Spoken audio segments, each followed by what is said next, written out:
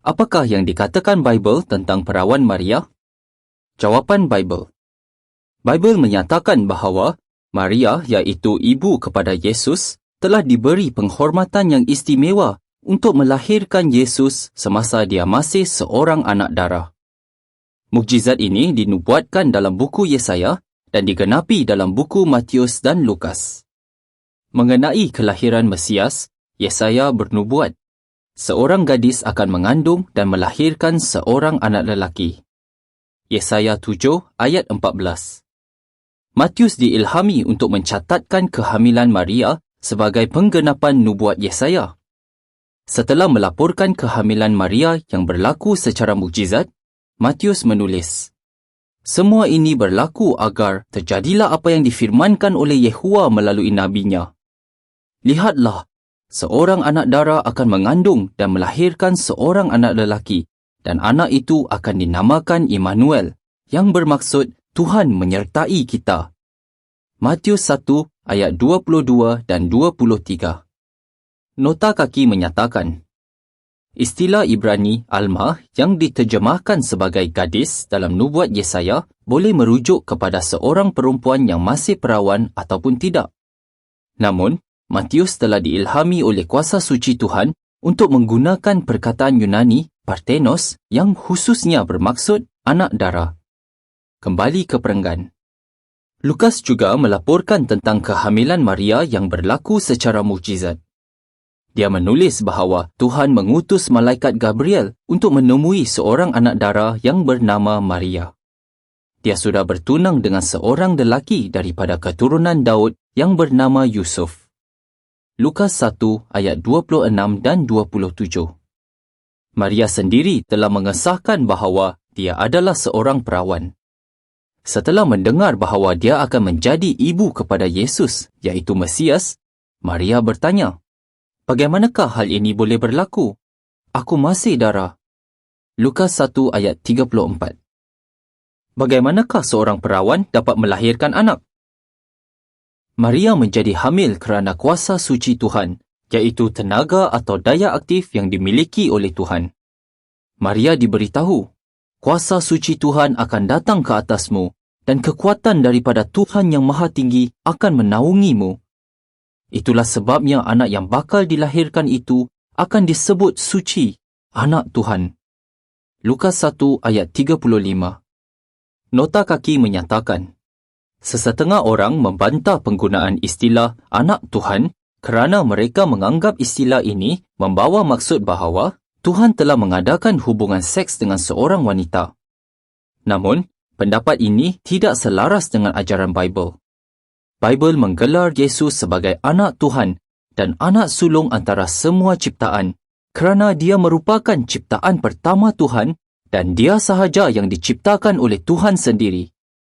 Kolose 1 ayat 13 hingga 15.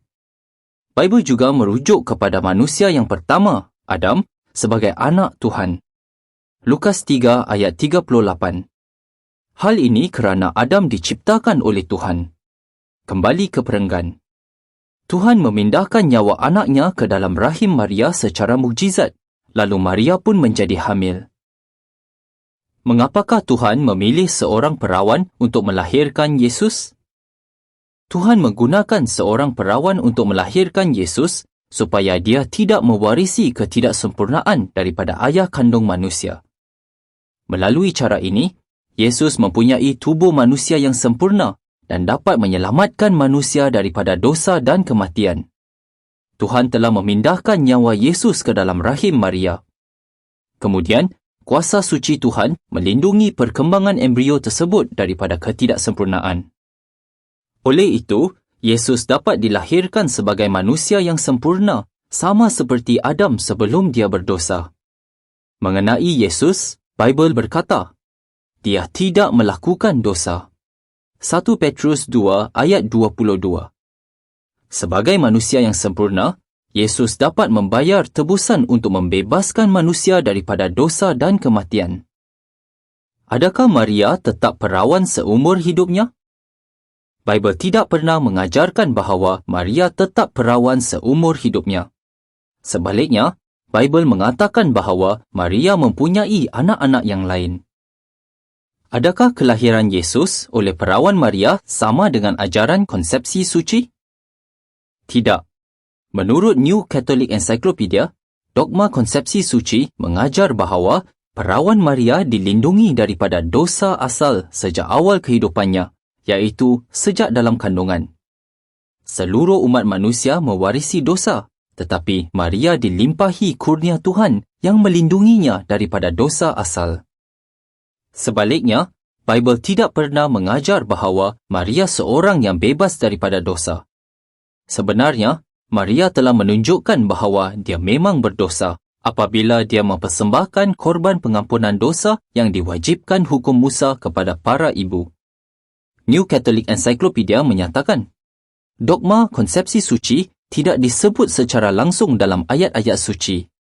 Ajaran ini ditentukan oleh gereja. Apakah sepatutnya pandangan kita terhadap Maria? Maria telah menetapkan teladan yang baik dari segi iman, ketaatan, kerendahan hati dan juga kasihnya yang mendalam terhadap Tuhan. Dia adalah salah seorang hamba Tuhan yang setia dan kita patut mencontohinya. Namun begitu, Bible tidak mengajar kita untuk menyembah Maria atau berdoa kepadanya walaupun dia diberi peranan yang istimewa sebagai ibu Yesus. Yesus tidak memberikan layanan istimewa kepada ibunya, dan dia juga tidak mengajar para pengikutnya untuk berbuat demikian. Sebenarnya, selain daripada buku Matius, Markus, Lukas, Yohanes dan Kisah Para Rasul, nama Maria tidak pernah disebutkan di 22 buku lain dalam Perjanjian Baharu. Tiada bukti dalam Bible yang menunjukkan bahawa orang Kristian abad pertama memberi keutamaan kepada Maria atau memujanya. Sebaliknya, Bible mengajar bahawa orang Kristian hanya boleh menyembah Tuhan.